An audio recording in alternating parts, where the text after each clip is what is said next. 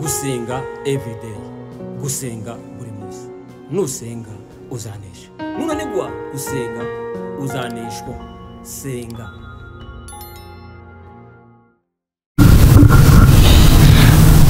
Muze twongeye kuguha ikaze kuri gusenga everyday nkuko bisanzwe.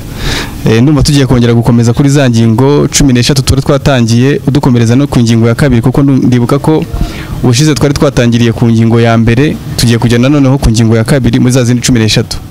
Ariyo mpamvu tugiye gutangira tukwakira, tuguha ikaze unadusengera kugira ngo twongere dutangire cya cyigisho cyacu.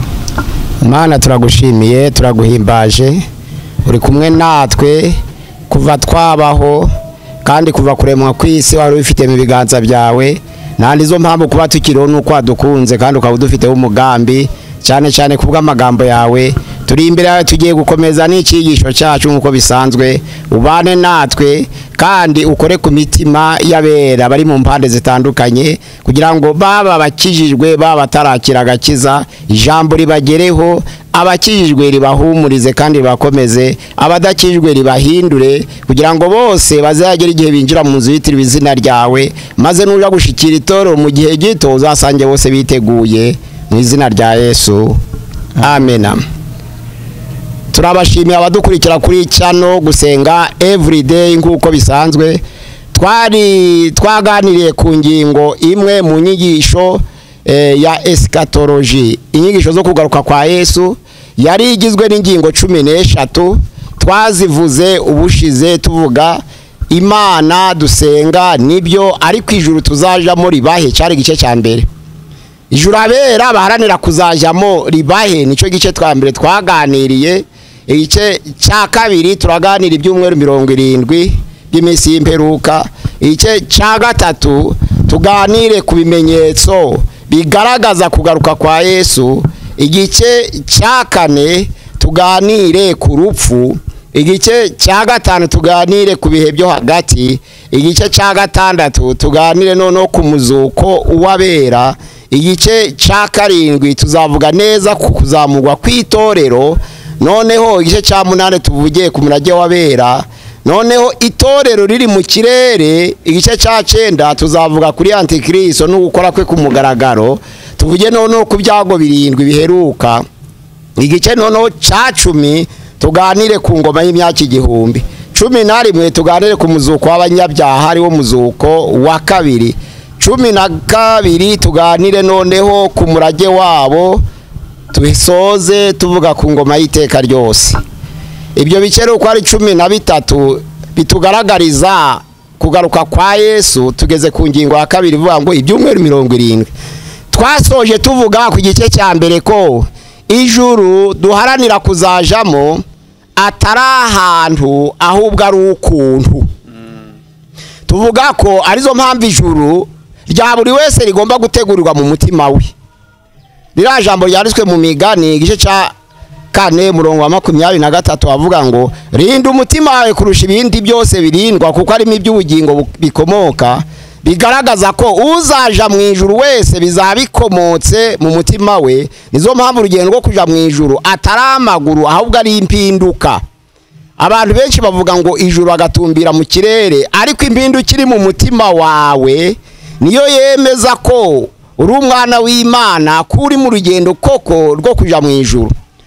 Turasoma none ibyanditswe byera.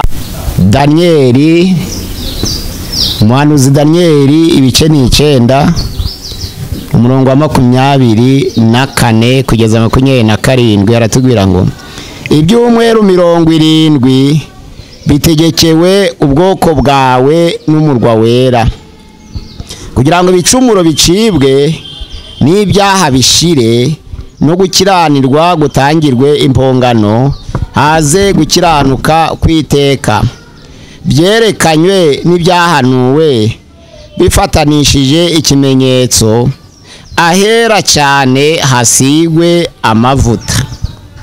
Nuko ubimenye ubyitegereze yuko uhereye igihe bazategekera kubaka Yerusalemu bayisana kugeza kuri Mesiya umutware, hazabaho ibyumweru 7 maze habeho ibindi byumweru 62 bahubake basubizeho imiharuro n'impavu, ndetse bizakorwa mu bihe biruhije. Ibyo byumweru uko ari 62 nibishira, Mesiya azakurwaho kandi ntaco azaba asigaranye, maze abantu b'umutwaro uzaza bazarimbura umurwa n'ubuturo bwera. Uwo iherezo rye rizamera nk'utembanywe n'umwuzure w'amazi. Intambara n'ibyago bizarinda bigeza imperuka, niko bitegetswe. Uwo mutware azasezerana na benshi isezerano rikomeye rimare icyumweru kimwe, nikigera hagati azabuzanya ibitambo n'amaturo. Umurimbuzi azaza kwibaba ry'ibizira, maze kugeza ku mperuka yategetswe uburakari busandazwe kuri uwo murimbuzi. Ijambo ry'Imana ritubwiye ibyumweru 70. Ariko usomye muri Ezekiel bice ni 4 umurongo wa 5 n'uwa 6 hatubwira ko Imana yagereranije umunsi umwe n'umwaka. Nuvuga ngo iyo bavuze icyumweru kimwe kiba gifite iminsi 7.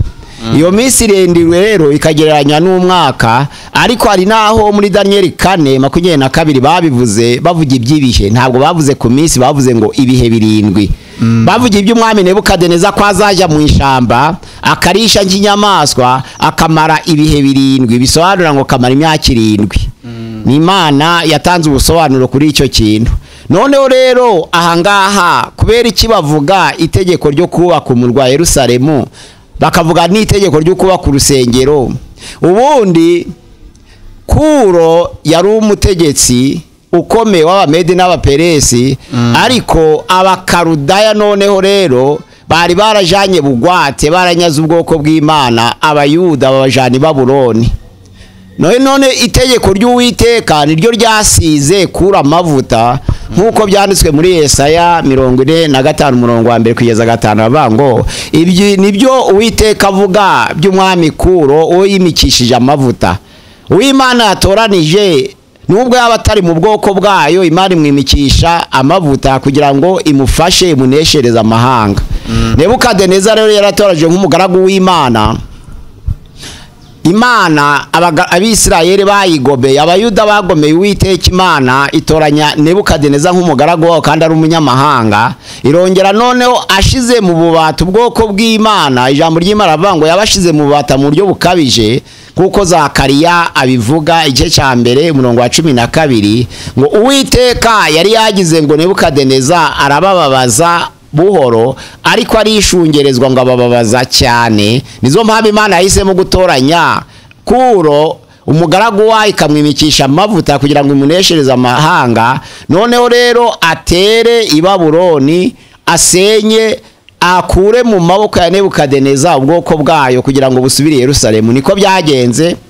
Ezira igice cya mbere ku murongo wa mbere ku murongo wa mbere kwiza ku murongo wa 13 havuga iby'umuhamagaro wa Kuro, ko Imana yamutegetse ngo narekura ubwoko bw'Imana buje gukora umurimo w'Imana, bubaka urusengero aho ngaho. Noneho hariya 6 umurongo wa 3 bavuze n'iby'ibyo rusengero. Ahangaha rero turabanza kureba n'uruhe rusengero, kubera iki ijambo ry'Imana ryagereranije urusengero kandi risobanura kugaruka k'umwami Yesu.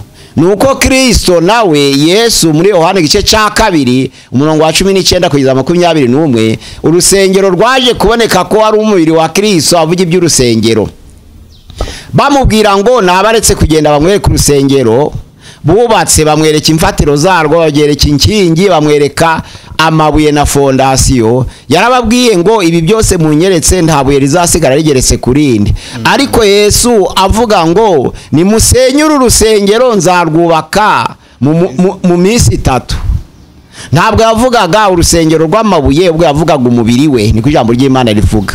Insengero rero ni 3 zivugwa ahangaha mu byanditswe byera. Hari urusengero rwa mbere ryubatswe na Salomo, ariko rwaje gusendwa na Nebukadinezari igihe cyo kunyaga ubwoko bw'Imana Abayuda ngo abajani Babuloni. Hari urusengero rwa kabiri rwubatswe na Ezira, Nehemiya, Zerobabeli ari rwo rwaje gusenywa mu gihe c'amakimbirane Antiochus Epiphan. Abayuda n'abagira icyo barurwaniyemo mu gihe cy'intambara y'abamakabeya. Urwo rusengero rero bararusenya. Noneho haza urundi rusengero rwa gatatu arirwo rusengero rwubatswe na Herode ashaka kwinezeza ku bayuda kugira ngo bongere bamugirire icyizere abubakira urusengero. Ijambo ry'Imana rivuga ko rwubatswe imyaka 46. Nandizo mpamba abayuda batangaye bakavuga batese urusengero rwubatswe imyaka 46 uzarusenya mu minsi 3 zaburi nkande. Ariko ijambo ry'Imana rivuga ngo ntabwo basobanukiwe ubwiru bw'ijambo rya Kristo kuko yavugaga iby'umubiri we.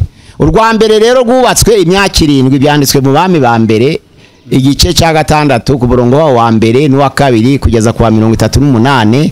Urwo rusengero rwubatswe imyaka 7 n'igice rwubatswe na Salomo. Urwa kabiri rero rwo Ezira avuga mu bice 6 umurongo wa 3 ari rwo na Antiquité Juive igitabo cy'amateka y'Abayuda ibice ni 11 umurongo wa 4 n'uwa 6 havuga ko rwubatswe imyaka 22.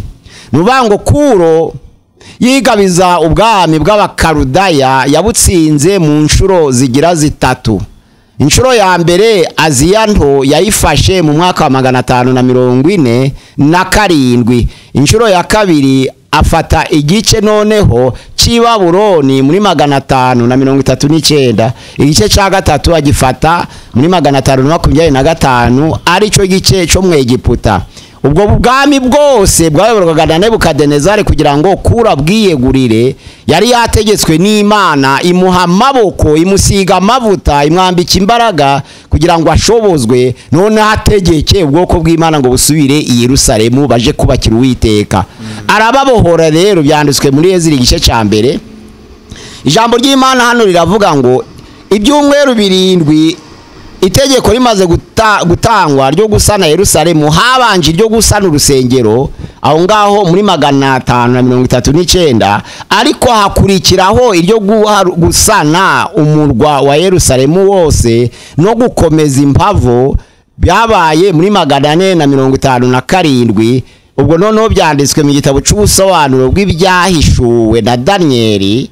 Iryo jambo niho riboneka bivuga ko muri 457 ari itegeko ryo gusana imbere mu murwa Yerusalemu ryasohotse, ariko noneho iryo gusana urusengero risohoka muri 539. Baragenda barubaka bayobowe na Zerubabeli na Yeshua na Ezira na Nehemiya. Icyo gihe Yeshua yari umutambyi basana urusengero barwuzuza mu myaka 22. Urwo ni rwo Nehemiya noneho ibice 6 umurongo wa 15 yategetswe kugenda kubakira inkike z'i Yerusalemu kugira ngo huzure. Hano ijambo ry'Imana rero avuga ngo ibyumweru 7 d'abord, kuko icyumweru kimwe ari iminsi 7 kandi umunsi umwe akaba ari umwaka. Ubwo ibyumweru 7 ni iminsi 49 isobanura ngo ni imyaka 49.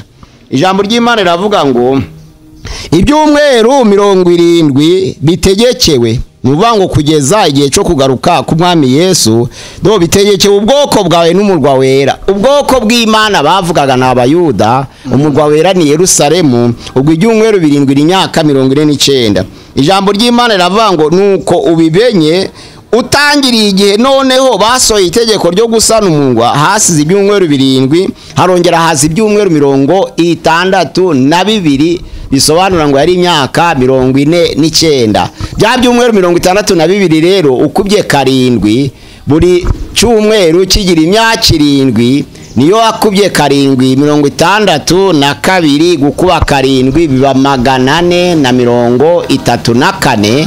Ubwo noneho ibyo nibyo bizarangira kugira ngo Mesiya akurweho. Ijambo ry'Imana riravuze ngo bya byumweru 70 birimo 7 hagakurikiraho 62 bikaba 69.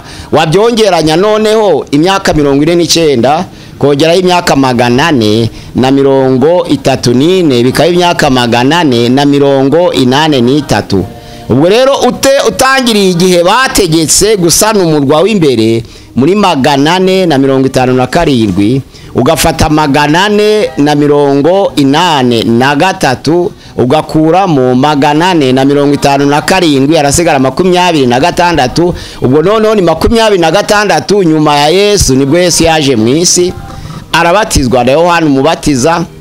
Ariko ijambo ry'Imana riravuga ngo uwo Yesu aravuga ngo nuko ibimenye ubyitegereze yuko uhereye igihe bazategekera kubaka Yerusalemu bazayisana kugeza kuri Mesiya, nukugeza kuri Yesu umutware. Hazabaho ibyumweru 7 ni 49 maze habeho ibindi 62 ubwo ni 434 bahubake basubizeho imiharuro n'impavo ndetse bazabikora mu bihe biruhije. Ntabwo abayuda bose bishimiye gusubizaho urusengero. Benshi barwanyaga umurimo w'Imana mu gihe ca Nehemiya, bubakaga abandi babaseka abandi babakwena. Nizo mpamvu Nehemiya yategetse ngo bamwe bubake abandi bafashe intwaro, kuko hari ibitero byabagagaho bubaka inkike.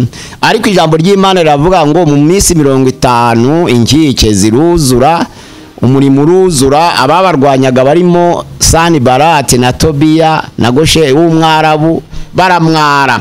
Ubwo umugambi w'Imana kugira ngo ikure mu maboko y'abakarudaya abayuda bari barajanwe ari imbohe, wari umugambi wo kugira ngo bubake urusengero wongere batambe ibitambo basabane nayo by'ukuri, kuko harayisikire igihe kirekire Yerusalemu yarasenyutse.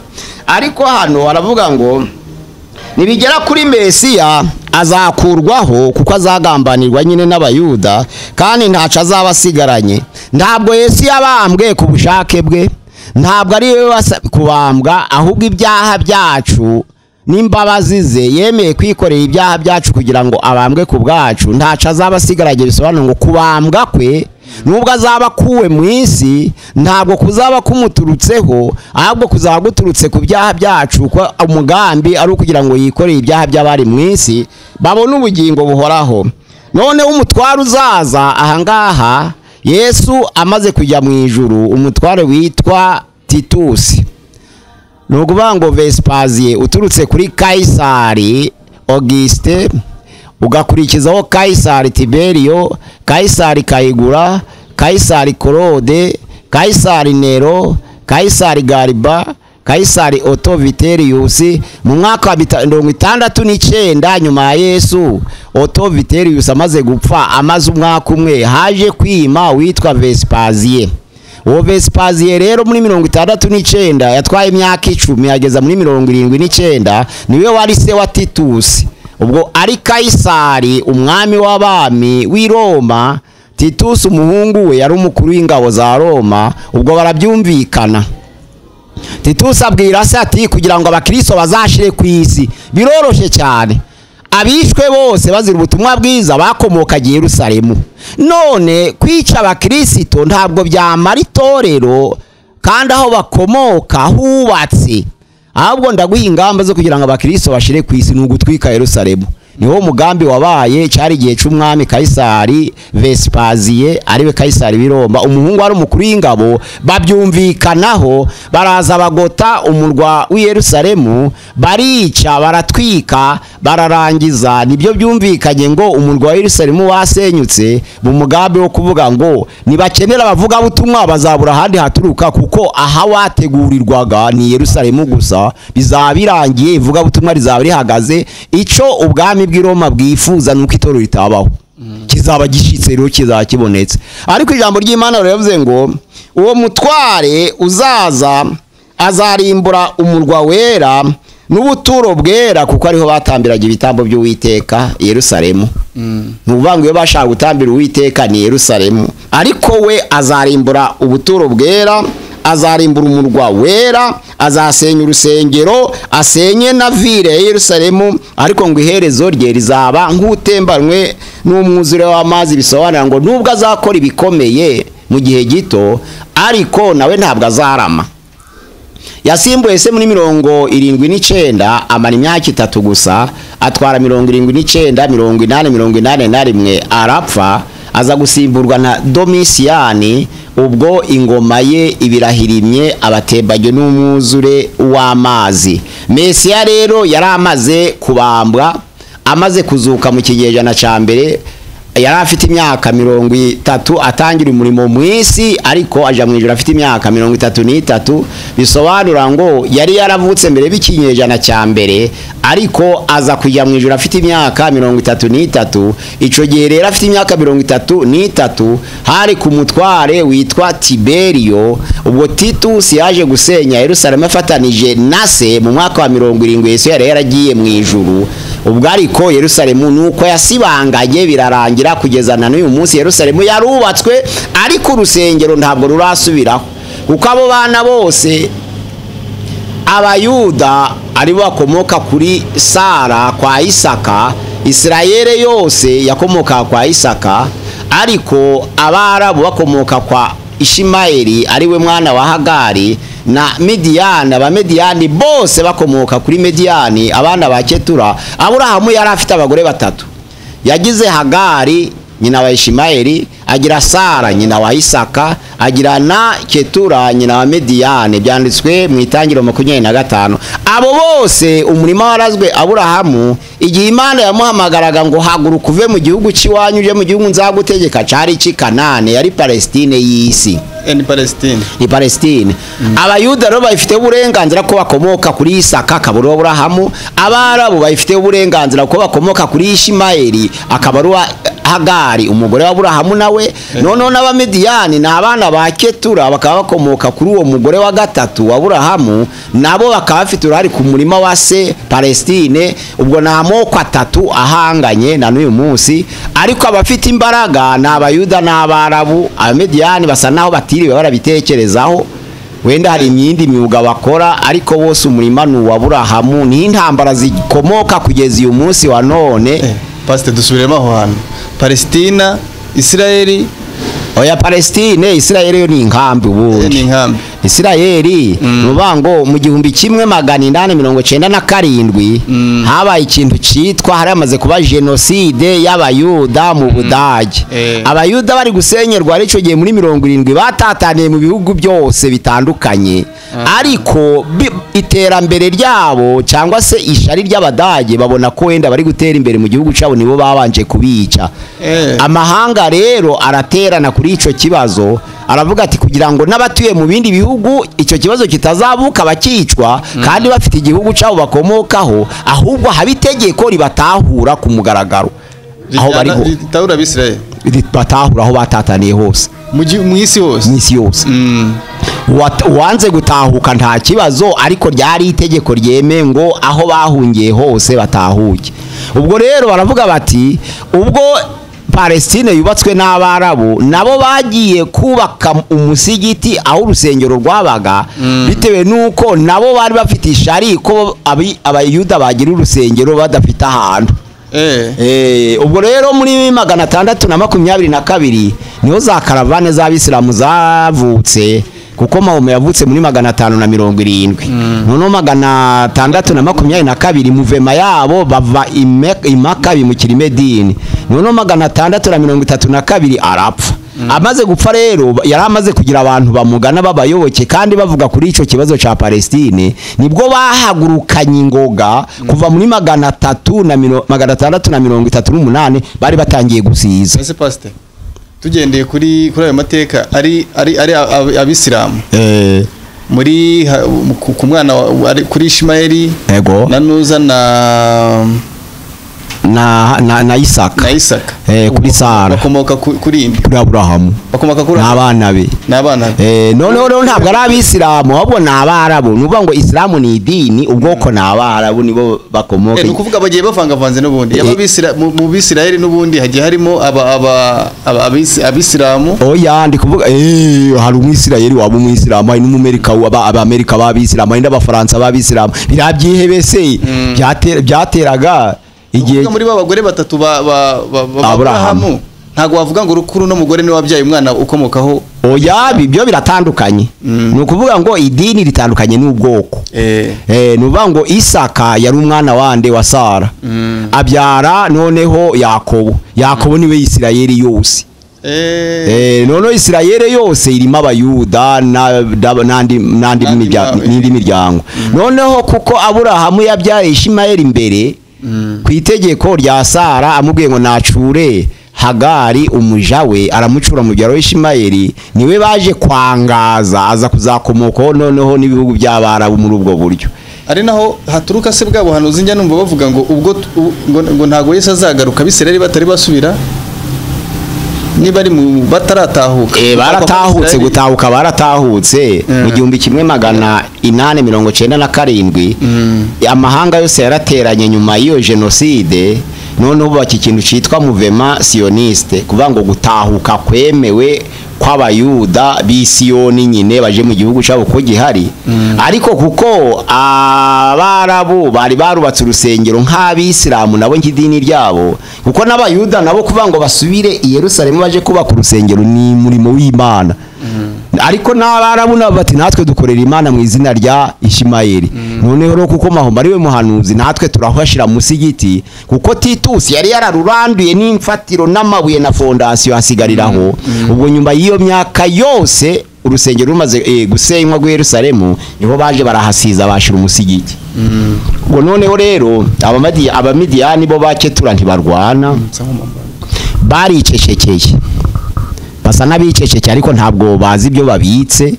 Ubwo wenda bategereje kuri ya ntambara izasoza isi, kuko amateka yemeza ko biritewe na kiriya kimenyetso gisigaye kugira ngo Yesu agaruke cyo kuba ku rusengero rwa Yerusalemu, bazabanza gukuraho umusigiti n'ubundi kubw'isezerano ry'isezerano rya kera rivuga ngo ntabwo umwana w'inshoreke azaraganwa n'umwana w'isezerano. Ubwo abayuda bagenderaho ntibazi ko ibintu byahindutse kandi abo bana bose Aburahamu arabemera, rero nabo bafite uburenganzira bwo kwashira umusigiti.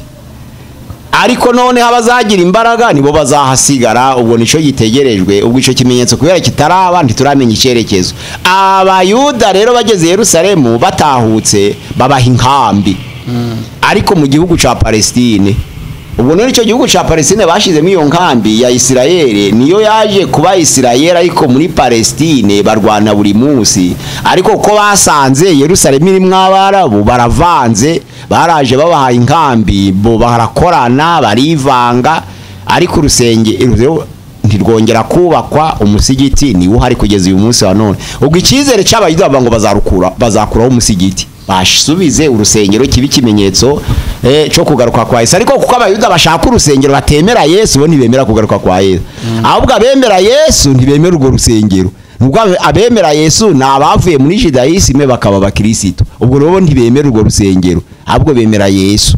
Ariko abo bashaka kugira ngo bazubaka ubwami bw'isi bashize n'urusengero rwabo bakorera Imana yabo itarimo Yesu, nkuko byagendaga nyine bakora i Yerusalemu.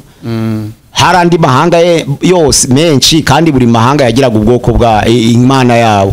Abisirayeli bakagira yabo, n'amahanga akagira Imana yabo, andi mahanga yose bakagira Imana zabo. Ubwo rero bazi ngo bizongera bigaruke muri ubwo buryo, ariko noneho bibaha imbaraga zo gutegeka nkuko amahanga yabategetse. Twavuze Abakarudeya babajana ari imbohe, Abamedi n'Abaperesi babategeka, Abagiriki babategeka, Abaroma babategeka. Ko Yesu Kristo yaje mu isi, Abaroma aribo bari ku ngoma. Nizo mpamvu ibyiringiro by'Abayuda bivuga ko urwo rusengero ruzahasubira, kubera nyina Sara ariwe mugore w'isezerano. Ubwo rero iyi myaka 400 twavuze na 47 aho itegeko ryo gusana imbere mu murwa ryasohokeye, hahise ibyumweru 7 harongera hashira 62 barongera bagira 62 biba 69. Noneho babikubye izo nshuro biba 483 imyaka. Ukuramo rero iyo myaka 457 hasigara imyaka 26 ariyo Yesu yajemo. Atangira umurimo, arabatizwa, atangira umurimo, awukora imyaka 3 n'igice. Noneho arabambwa, arazuka ku munsi wa gatatu. Nyuma ku munsi wa Pentecote ubwo yari yamanuye umwuka wera yazamutse nyuma y'iminsi 40 yo kuzuka kwe. ubwo ni umwuka wera amanutse itorero riravuka ariko Yesu yagiye mu ijuru. Ubwo rero abayuda bo ntibemera itorero, ariko abayuda bihanye ntibabita abayuda ahubwo babita abakristo, nkuko n'abisilamu bihanye bahinduka abakristo ntibongera kwitwa abisilamu.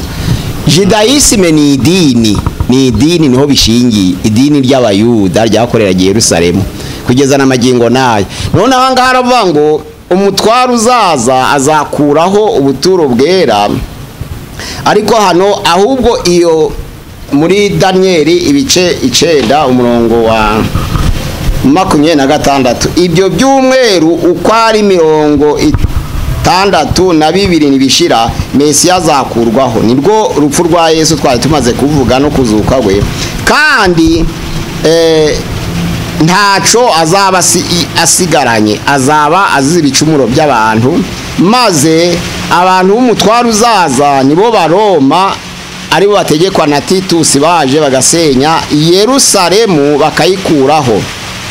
Bazarimbura umurwa wera n'ubuturo bwera, ubwo gutamba guhagarare. Ubwo herezo rye rizaba nk'utembanwe n'umuzira w'amazi, azaba ari umutware umwami w'abami ariko arama igihe gito, ariko intambara n'ibyago bizarinda bigeze imperuka.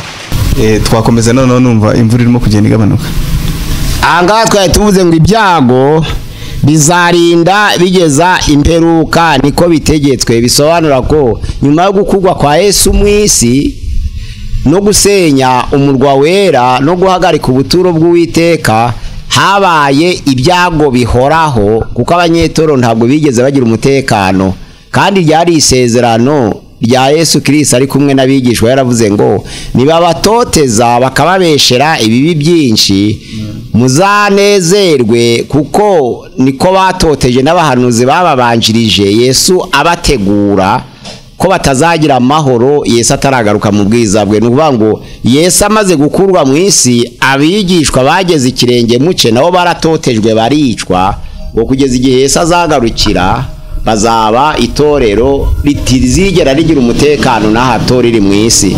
Satani rero kuko yagabanye isi akaba ageze amaboko kuca ashaka hano ku isi, ariko tukaba dufite umurengezi udusabira ku Mana ari we Yesu Kristo witambiye ibyaha byacu. Nuvuga ngo tuzabaho kuko dufite ubugingo buhoraho, ariko ibyago by'isi byo bizahorana n'abera kuko ari isezerano rya Kristo. Ibyago bizahoraho kugeza igihe Yesu azagarukira mu bwiza bwe gushikira itorero. Ibyo by'umwero bibaye 69. Tugeze rero ku myumvire abantu batandukanye.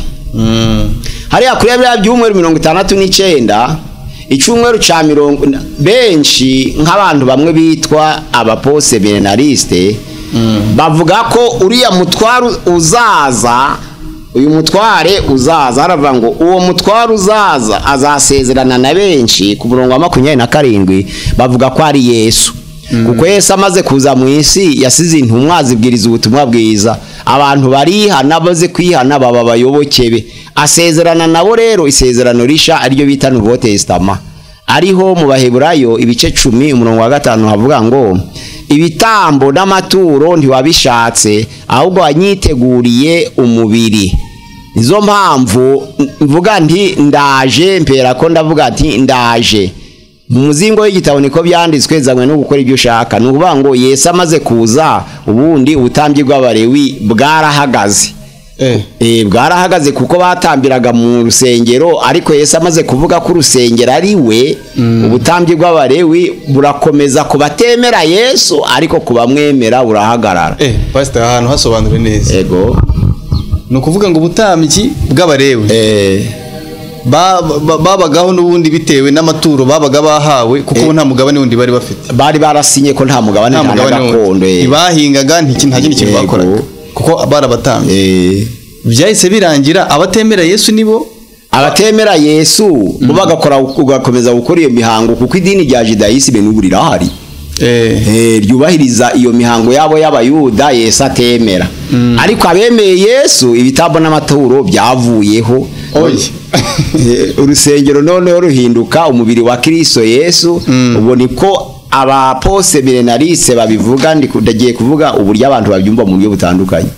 Yesu Kristo aje, ijambo ry'Imana yavuga ngo niba gutunganwa kose kw'abantu kuba kwarazanywe n'ubutambyi bw'abarewi kuko niho abantu baherewe amategeko haravuga ngo ni iki gituma undi mutambyi abonekaho mu buryo bwa Melikisedeki atari mu buryo bwa Aroni. Melikisedeki ni Yesu wabonetse nk'umutambyi noneho wisumba byose utagira itangiriro ry'ibihe utagira n'iherezo ry'ibihe. Noneho haza ubutambyi bwa Melikisedeki budasa n'ubutambyi bw'abarewi.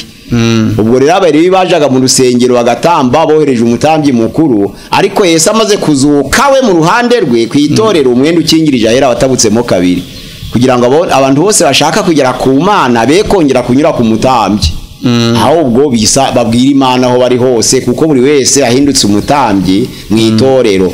Ibyo Petero yavuze ngo muri abatambyi b'ubwami muri ishanga ryera, muri abantu Imana yaronse kugira ngo mwamamaze ishimwe ryayo. Imana yabakwiye mu mwijima bageza mu muco w'itangaza. Abantu bemera Yesu bose ni abatambyi, buri wese yakwigerera ku Mana atagize ku mutambyi, atarinze kugira umuntu acaho, atagize umuntu acaho.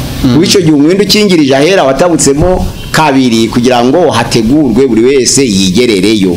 Ubwo rero abitorero bo ntabwo bongeye kwemera bwa butambyi bw'abarewi, ariko abatemera Yesu rya dini ryakomeje kubaho. Ubwo nubango urusengero ruvuyeho muri 70 niho byatatanye birasibangana nyine barusenye kuko basenye umurwa basenya n'ubuturo bwera. Yesu ubwo pastor noneho abatambyi b'iki gihe bo abo nakita nk'abatambyi ubwo wenda tuvuge insengero zitandukanye, amadini atandukanye, churches zitandukanye. Yego. Ubwo zo ubutambyi bwazo bushingiye kuki? Ubundi ubutambyi ni imibiri noneho. Kuko none itorero uyu munsi wa none ntabwo ari amatafari, ubwo itorero ni inzu y'umwuka. Ubwo rero ubutambyi ntabwo bugikora mu nzira y'ubutambyi, ahubwo ubu ngubu hari abanyamuhamagaro bayobora itorero bagahabwa ibibagenewe bibakwiye nk'uko ijambo ry'Imana ribitegeka. Umukozi atwiriye ibihembo, ndetse Paulo akabikomozaho mu Bakorinto wa mbere 9 ku murongo wa 11 kugeza ku wa 14 ngo niba twarabibye n'iby'umwuka namwe mwari mukwiye gutekereza ngo tubasarurire n'iby'umubiri, kuko nabanyumba ku mihanze n'abakuru b'imidugudu barabihabwa. Kanswe tubagaburira ijambo ry'Imana. Yaravuze ngo mbese ko abandi bisi babihabwa kanswe tugabura ibyera. Ariko se mu by'ukuri ubwo byari guhita bigendera nka kuri abarewi byari bimeze cyangwa nabo hari ukuntu? Oya, uko itorero ryubatswe nuba ngo abakozi bose b'Imana bakwira ibihembo ni itegeko Yesu yasize. Yaravuze ngo mugende inzu bazabakira murye. Icyo Yesu atasize ni igipimo cyo kuvuga ngo uhembwa ngahe, ariko gutunga ubuzima bwawe aho babwirije ubutumwa bwiza iyo bafashijwe nabo bagutekerezaho. Iryo ni ituro ryivuga butumwa nta kibazo, rinaratangwa na n'uyu munsi wa none. Ntabwo waje kubwiriza ahantu watakugaburira cyangwa bakugenza ubusaba na kwishurira transport, ibyo biremewe. Niba twarabibye by'umwuka dusarura nyine iby'umubiri nk'uko Kristo yatanze iryo sezerano. Ariko bwa butambyi bwo kongera gutambirirwa n'umutambyi ukomeye mukuru bwo kugira ibintu utanga runaka byashe kubabarirwa, abyo nibyo byavuyeho. Ntaco watanga ngo Imana ikubabarira ibyaha, kereka igitambo cyabaye kimwe. Yesu Kristo yitambye rimwe aba igitambo cy'iteka, abamwemeye bose bakizera izina rye ako kanya bahindura abaha ubushobozi bwo kwitwa abana b'Imana nta rubanza. Nizo mpamvu mu Baroma 8:8 aravuga ngo abari muri Kristo Yesu nta teka bazacirirwa. Nizo mpamvu bivuga batyo. Ubwo ribyo by'umweru 70 hasigaye kimwe, twageze kuri 7 tugera kuri 62 bigera kuri 69 bigeze kuri Mesiya. Abantu rero batangira kubyumva mu buryo butandukanye. Baravuga bati uyu mutwaro uzaza kuko azakuraho ibitambo ni ubutambyi bwa Kristo nyine bwasimbuye ubutambyi bw'abarewi. Abo ni abaposte benenaliste batemera ingoma y'imyaka 1000. Ahubwo Yesu agiye kuza mu gihe gito, noneho ajana bera mu bwami bw'iteka birangiye. Ariko noneho aba amilenaliste bo bavuga ko iyi minsi imyaka 1000 ari mu buryo bw'umwuka, nkuko nyine n'abapose bavuga ngo tuzi mu ngoma ya Kristo Yesu amaze kuzuka twinjiye mu ngoma ye. Ubwo nuvuga ngo nta yindi ngoma y'imyaka 1000 izaho, ntayo bategereje. Imyaka 1000 yararangiye, ubwo turayirangije ahubwo tugiye kuja mu ijuru. Aba amilenaliste bakaba bati ni mu buryo bw'umwuka babivuze, ntabwo ari imyaka 1000 baze. Iyo umuntu akirijwe ku giti cye yinjira mu ngoma ya Yesu Kristo. ntabwo abantu binjira mu ngoma Yesu. ase wa mugane ko kuzuka nyuma wenda y'umuzuko w'abantu nyuma yo kwisirangira ko wenda numva izuba ritazajya riva ngo ryongere rirenge iyo myaka igihumbi ubwo izabarwa gute niba ni imyumvire itandukanye niyo ndi gukomozaho mvuze ko hari ababyumva mu buryo bw'umwuka ko imyaka igihumbi itazabaho aba amilenariste noneho bashigikiwe n'abantu bakomeye bari aba post amilenariste bashigikiwe n'umuntu ukomeye witwa Daniel Witibi umumerika naho bariya ba amilenariste bashigikiwe n'uwitwa Abraham Kiyupa no bariya noneho ba premilenariste ale b'amatoro ya gipantekote arimo bashigikirwa n'uwitwa Scofield ni ukuvuga ngo Yesu Kristo ko agiye kuza mu gihe gito noneho itoro rikazamurwa iriya myaka 3 n'igice icumweru ca 70 kigeze hagati noneho rero iyo myaka 3 n'igice yo gukora kwa antikristo ku mugaragaro ntabwo itoro rizaba rikiri mu isi niko aba premilenariste bavuga rizaba ahubwo riri mu kirere mu gihe cyo kujya gupima impano noneho antikristo akorere ku isi muhazaba bari ku isi noneho rero mu cyumba mu gice ca 2 cy'imyaka 3 n'igice byanditswe mu byahishwe hariya ibice 11 umurongo wa 7 kugeza kwa 14 hazaba ari igihe cyo kweza umugeni nico gihe babahamya babiri bazamanuka noneho ku isi kugira ngo banyure mu nzira y'urupfu noneho babone gusanga itorero iryo toro nimanuka ku isi nibwo rizimana nabera imyaka igihumbi ubwo niko kuri se cyangwa ubwo kuri abo byemera ibamara kwimana na Kristo imyaka igihumbi ku isi yo gihe Satana zababoshwe nta murimo azaba afite. Ese undi kuki abantu basoma ibintu bimwe bakagira imyumvire itandukanye kandi basomye ibintu bimwe? Ni ukuvuga ngo nizo mpamvu abantu ntibuzuye. Bibiliya irabyemera byose ivuga ko turi mu ngoma ya Kristo ariko hari agakonfuziyo bagira. Nuvuga ngo kuba mu ngoma ya Kristo bamwe batekereza ko kuba mu ngoma ya Kristo ni ukutagira ibyago. Abandi bagatekereza ko kuba mu ngoma ya Kristo ari umutima ariko umubiri inyuma ukomeza kubabazwa n'iyo myumvire itandukanye.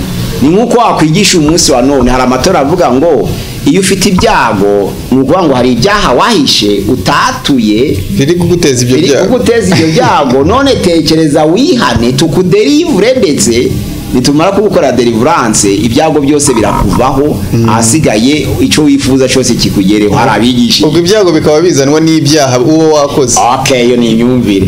Abandi bakavuga ko Yesu Kristo ni intumwa barababajwe kandi badusigira icyitegerezo ngo tugere ikirenge mu cyabo. Ruvuga ngo wemera Yesu Kristo azababazwa nkawe. Iyo ni ubundi butumwa butumwa. Noneho rero abantu bananirwa gutandukanya agakiza mu buryo bw'umwuka no mu buryo bw'umubiri. Yesu Kristo yakuyeho ibyaha ariko ntabwo yakuyeho ingaruka z'icyaha kuko si Imana yakoze icyaha ahubwo ni umuntu wakoze icyaha. Ingaruka z'icyaha ntabwo ziza ku Mana riza ku bakoze icyaha. Nizo mpamvu ntabwo ari Imana iguhariye ahubwo urazira ibyo wakoze. Icyo gihe rero ubugingo urabufite ni buzira ingaruka y'icyaha kuko Adamu yakoze icyaha birarangira. Ubwo rero ingaruka y'icyaha cya Adamu nibikugeraho ugapfa ntibisobanura ko ubujijwe ubugingo.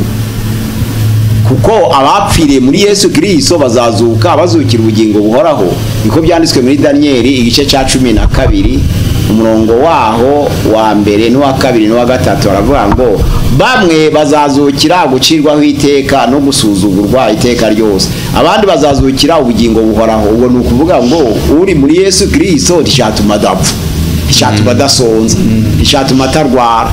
Ariko icy'ingenzi nuko Yesu amaze kuzuka twazuranywe nawe mu bugingo busha. Ubwo nukuvuga ngo ubugingo burahari.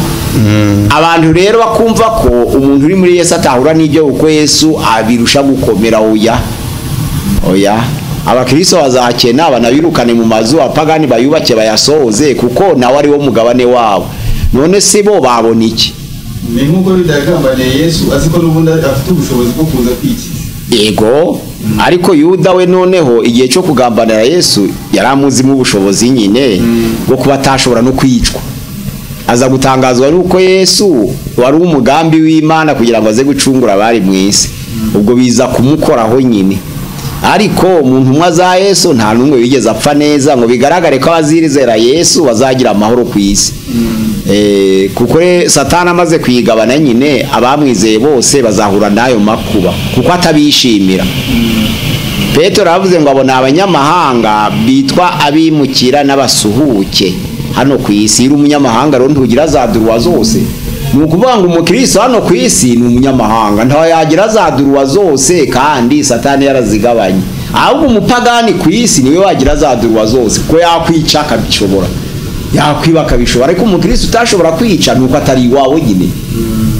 Nta burenganzira rero afite, ariko nawe afite aho yateguriwe ahazicara iteka ryose mu munezero. Ibyumweru rero 70 uko bisobanura 69 birarangiye. Ubwo noneho bya bindi 7 biheruka nibyo bizaba itorero riri mu kirere ku matorero y'ububyutse. Imyaka 3 n'igice yo gupima impano, imyaka 3 n'igice yo kweza umugeni, hasi antikristo akora ku mugaragaro ku gice cya kabiri ibyago 7. Ubwo ni ukuvuga ngo nyuma yo kuboha kwa Satani amaze kubohwa, ubwo nibwo Yesu azimana n'abera iyo myaka 1000 ku isi nta kibazo. Ubwo rero Satani nabohorwa nyuma y'imyaka 1000 nibwo azahagurukira kurwana n'ubundi, kuko azaba afite umujinya mwinshi, kuko adashobora kwihana, kandi azaba afite abambari badashobora kwihana. Azakoranya amahanga yose, namara gukoranya amahanga yose kubamwemera ni hazaforma ikintu cyitwa Goge na Magoge. Goge ni umutware w'abanyabyaha, no Magoge nabo banyabyaha ubwabo. None se imyaka 3 n'igice izaba ari imyaka indi isanzwe? Inzaba ari imyaka 3 n'igice y'icumweru ca 70. Twayibaze nkaho ni icumweru ca 70 gifite imisi ngahe 7. Iyo misi 7 rero twashize mu myaka 7, niyo bashira mu myaka 7. Ndi ubuhanuzi. Ubwo none rero nyuma y'iyo myaka 3 n'igice, igice cya kabiri, muri ico gice cya kabiri nibwo Eliya na Enoki nyine bazamanuka ku isi kugira ngo banyure mu rupfu bicwe, noneho bahamagarwe mu ijuru kugira ngo basanganire itorero mu bicu, bazamanukane n'itorero kwima ingoma y'imyaka 1000. Ubwo ni ukuvuga ngo ibyo byumweru 7 biheruka cyangwa ico cyumweru ca 70 ubwo c'imyaka 7 abantu nico basobanura mu buryo butandukanye, kuko abantu benshi ntabwo bemerera imyaka 1000 yo kwimana na Yesu n'abera ku isi, ahubwo bavuga ko bazazukira rimwe. Nabo bagasoma ko muri Matayo 25 umurongo wa 31 bavuga ngo ubwo Yesu azaza mu bwiza bwe agarukanye n'icubahiro cye n'abamarayika bera, ngo azabarobanura nk'uko umwungeri arobanura intama mu ihene. Intama zazishira iburyo, ihene zishira ibumoso. None habwira abari iburyo bwe ati muza abo data yahawe umugisha, muraga ubwami bw'iteka mwasezeraniwe kuva kukuramwe kwisi. Kuko nari nshonje muramfungurira, nari nambaye ubusa muranyambika, nari mfite inyota mu mbico kunywa, nari ndwaye muransura, nari ndi mu nzu y'imbohe muransura. Noneho bibatangaze nari umushitsi murancumbikira. Ibyo ngibyo azabivuga ari kubwira abari iburyo, abasa n'ihene bari ibumoso bari kubyumva. Noneho nabara gusezeranya abo ngabo ibyiza, hamagara abari ibumoso ati namwe muze hano mwinjire mu muriro wa Satani, aho muzahekengera amenyo, muzarira no guhekenyera amenyo. Ubwo noneho rero batandukanijwe na Yesu, bo ntibemere ko abera bazazuka mbere, noneho bakazukana ubwiza bw'Imana, noneho bakimana na Kristo ya myaka 1000. Abanyabyaha batarazuka bazazuka ku muzuko wa kabiri, bo ntibemera ibyo, ariko byose kubivuga ni byiza. Byose biri muri Bibiliya. Oya, ntabwo ibingibi ari ngombwa kubimenya. Nukuvuga ngo haba abamilenaliste bavuga ngo ni mu buryo bw'umwuka ntabwo imyaka y'Imana ibarwa, haba abapose bavuga ngo imyaka 1000 yararangiye muri turangije Yesu amaze kuzuka, haba bano ba premilenaliste bavuga ngo mu gihe gito nibwo Yesu azimana n'abera imyaka 1000. Abo bose ntaco byabamarira, ahubwo gutegura rya juru mu mutima twatangiriyeho. Ese ubaye mu bazazuka nyuma y'imyaka mbere y'imyaka 1000, ahubwo mu mutima wawe urabikwiye? Haba mu buryo bw'umwuka se ubona ubereye kuja mu ijuru kabana na Yesu? Ijambo ry'Imana ravuga ngo uko tuzasa ndikurerekanwa, ariko Yesu niyerekanwa tuzasa nawe kandi tuzamureba ukwari. Ijambo ry'Imana ravuga ngo ufite ibyo byiringiro yiboneze nk'uko na Kristo aboneye. Yohana ya mbere ibice 3:2. Urumva ko bisaba kubonera, ntabwo bisaba kumenya.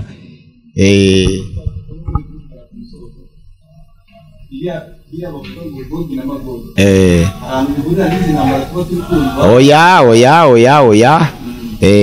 Nuba ngo babandi batemera imyaka 1000 Yesu azimana n'abera bavuga ko ari Goge na Magoge. Ariko abemera ko Yesu Kristo azimana n'abera imyaka 1000 Goge na Magoge izaba nyuma ku muzuko w'abanyabyaha. Bazuka mbere nyine bimana na Kristo imyaka 1000 Satani aboshwe abanyabyaha batarazuka. Kuko abakiranutsi bapfuye baja muri paradizo bataraja mu ijuru, ntibaraja mu ijuru. Ariko abanyabyaha bapfuye baja ikuzimu, ariko ntibaraja muri Gehonome kugeza ubu ntibarababazwa.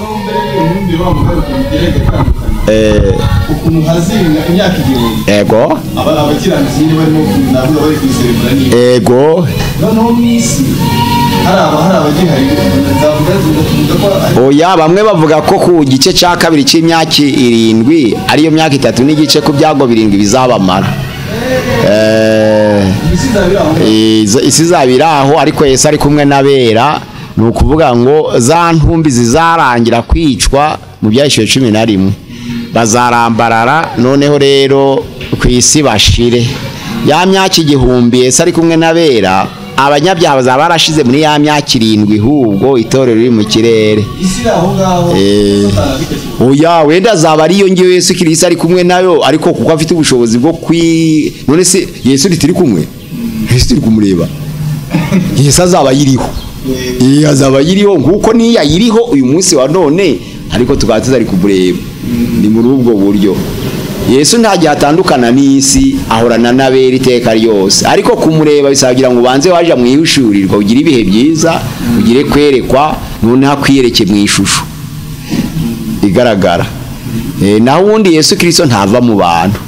Ikindi kuko azamanukana n'abera bakimana ingoma y'imyaka 1000 ku isi, ntabwo uzaba afite umubiri w'ubwiza utawufite yamumoda. Imana yacu rero idusage kugira ngo iki cyumweru ca 70 naco abantu barashoboye kwitegura, kuko icingenzi cha inyigisho zo kugaruka kwa Yesu ni ukwitegura, ntabwo ari ukubimenya, ahubwo ni ikihe cyatuma ugaragara ko witeguye.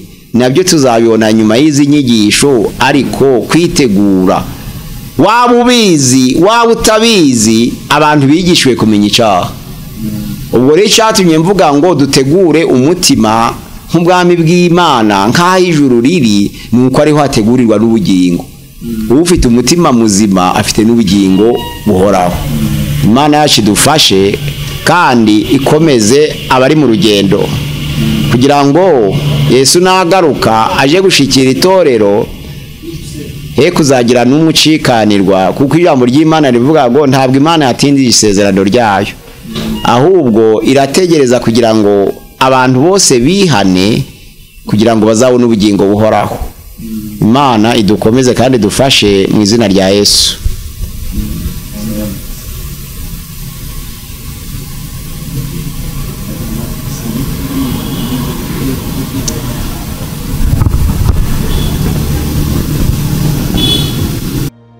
Gusenga everyday, gusenga buri munsi.